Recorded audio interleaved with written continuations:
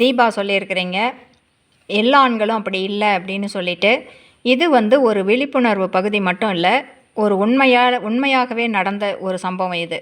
அந்த ஆள் இவ்வளோ இவ்வளோ பிளான் பண்ணியிருக்கிறார் அப்படிங்கிறது தான் நான் சொல்லியிருக்கிறேன். இவ்வளோ பேர் இது விரும்புவாங்கன்னு சொல்லிட்டு நானே நினைக்கல.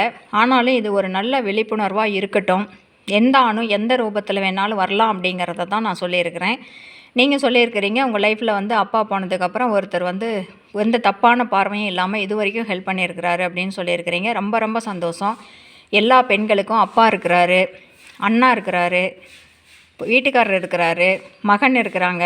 எல்லாருமே எந்த ஒரு நல்ல தாய்க்கு பிறந்த எந்த மகனும் தப்பாக கண்டிப்பாக நடக்க மாட்டான்.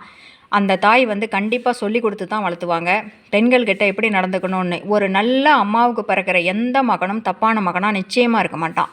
அது எனக்கும் தெரியும். இப்போ யங்கர் ஜென்ரேஷனாக வளர்த்துற எல்லா பிள்ளைங்களும் நல்ல நல்ல தாய்க்கு பிள்ளைங்களாக தான் இன்றைக்கி வளர்கிறாங்க. இது ஒவ்வொரு அம்மாவும் தெரிஞ்சுக்கிட்டு வளர்த்தணும். அதுக்காக தான் நான் அந்த பதிவே போட்டிருக்கிறேன். இது ஒரு விழிப்புணர்வு பகுதி தான், தெரிஞ்சுக்காங்க அப்படின்னு சொல்லி தான் போட்டிருக்கிறேன். அதே மாதிரி ஒவ்வொரு பெண்ணும் அவங்க மகளை சரியாக வளர்க்குறாங்களோ வளர்க்கலையோ, மகனை சரியாக வளர்த்தாவே போதும். எல்லா ஆண்களும் நல்லவங்களாக இருந்துட்டாவே போதும். பெண்களுக்கு பிரச்சனையே இல்லை. திருடனே இல்லை அப்படின்னா நகைக்கு என்ன பிரச்சனை? யார் வேணாலும் நடு ரோட்டில் கூட 50 பவுன் நகை போட்டு நடந்து போகலாம் இல்லையா? அதனால் இப்போ திருட்டு பசங்க இல்லாமல் நல்ல பிள்ளைங்களா பெற்றுட்டு, நல்ல பிள்ளைங்களா அவங்க மகனை நல்ல பிள்ளைங்களா பெண்கள்கிட்ட எப்படி நடந்துக்கணும், எவ்வளோ நாகரிகமாக நடந்துக்கணும், எவ்வளோ தள்ளி நிற்கணும் அப்படின்னு சொல்லிட்டு நீங்கள் ஒரு அருமையான ஒரு வார்த்தை சொல்லியிருந்தீங்க. தப்பாக பார்க்கக்கூட இல்லை அப்படின்னு சொல்லிட்டு ரொம்ப கொடுத்து வச்சவங்க. அந்த அண்ணா ரொம்ப நாளைக்கு ரொம்ப நல்லா இருக்கணும். அவரை பார்த்து அவங்க பசங்க இன்னும் இருக்கிறவங்களும் தெரிஞ்சுக்கணும். நீங்களும் உங்கள் பசங்களுக்கு அந்த அண்ணா மாதிரி இருக்கணும்னு சொல்லி கொடுத்து வளர்த்துங்க. சந்தர்ப்ப சூழ்நிலையில் சில பெண்களுடைய வாழ்க்கையில் ஒரு பரிதவிக்கிற நிலை ஏற்படும் பொழுது அதை பயன்படுத்திக்கணும்னு எல்லாருமே நினைக்கிறாங்க. அதை தான் நான் தப்பாக நடந்துடும் அப்படின்னு சொல்லியிருக்கிறேன். அதே மாதிரி நீங்கள் உங்கள் பசங்கக்கிட்டலாம் சொல்லி வளர்த்துங்க.